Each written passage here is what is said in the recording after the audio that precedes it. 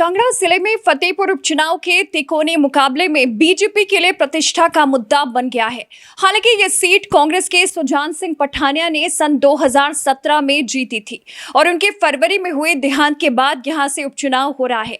सत्तारूढ़ भाजपा अब ये सीट साम दाम दंड और भेद की नीति अपनाकर कांग्रेस से हथियाने की फिराक में है और एकमात्र यही वो सीट है जो कांगड़ा जिले में 2022 के विधानसभा चुनाव की दिशा तय कर सकती है। फतेहपुर विधानसभा क्षेत्र में बीजेपी के बलदेव ठाकुर, भारतीय राष्ट्रीय कांग्रेस के भवानी सिंह पठानिया, हिमाचल जन क्रांति पार्टी के पंकज कुमार दर्शी और निर्दलीय उम्मीदवार डॉक्टर अशोक कुमार और डॉक्टर राजन सुशांत सहित 5 उम्मीदवार चुनावी मैदान में हैं। फतेहपुर में कांग्रेस प्रत्याशी भवानी पठानिया, भाजपा प्रत्याशी बलदेव ठाकुर और निर्दलीय उम्मीदवार राजन सुशांत के बीच त्रिकोणीय मुकाबला देखने को मिल रहा है। भवानी तो कॉर्पोरेट की अच्छी खासी नौकरी छोड़कर अपने पिता सुजान सिंह पठानिया की राजनीतिक विरासत संभालने आए हैं। सुजान सिंह पठानिया की आकस्मिक मृत्यु की वजह से फतेहपुर उपचुनाव कराना पड़ा। वे प्रचार के दौरान महंगाई के संवेदनशील मुद्दे को भी उठाते रहे हैं। कांग्रेस के कार्यकर्ता महंगाई के विरोध में बीजेपी नेताओं के पुराने वीडियो चला रहे हैं। पठानिया फतेहपुर में मजबूत राजपूत वोट बैंक पर भी भरोसा कर रहे हैं क्योंकि उनके दिवंगत पिता कांगड़ा जिले के सबसे बड़े राजपूत नेताओं में से एक माने जाते थे। विपक्ष के नेता मुकेश अग्निहोत्री बीजेपी सरकार पर कांगड़ा से भेदभाव का आरोप लगाते रहे हैं। बूथ स्तर पर प्रचार कर बीजेपी कार्यकर्ताओं को कीमतों में वृद्धि के मुद्दे पर लोगों को समझाने में मुश्किल हो रही है।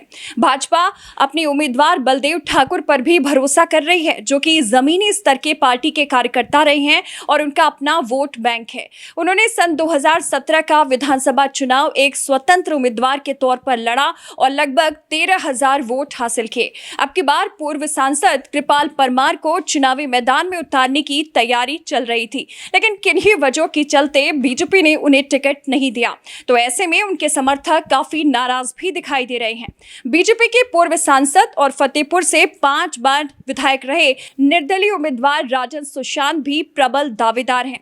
उन्होंने हिमाचल में राज्य सरकार के कर्मचारियों के लिए पुरानी पेंशन योजना को लागू करने के एजेंडे का समर्थन किया है। बीजेपी सरकार के पूर्व मंत्री 4 बार विधायक और सांसद रहे राजन सुशांत को एक मजबूत निर्दलीय उम्मीदवार के तौर पर देखा जा रहा है और ये मुकाबला काफी दिलचस्प और त्रिकोणीय हो गया है। कांगड़ा जिले की बात करें तो फतेहपुर विधानसभा सीट को पहले 1967 में आर चंद्रा, 1972 में विक्रम सिंह ने कांग्रेस द्वारा जीती ज्वाली के नाम से जाना जाता था। 1977 के आपातकाल के बाद के चुनाव में ये सीट जनता पार्टी की ओर से सुजान सिंह पठानिया ने जीती थी और उसके बाद सन 1990, 1993, 2002, 2009, 2012 और 2017 में फतेहपुर विधानसभा क्षेत्र से कांग्रेसी के रूप में वे अपनी ताकत दिखाते रहे।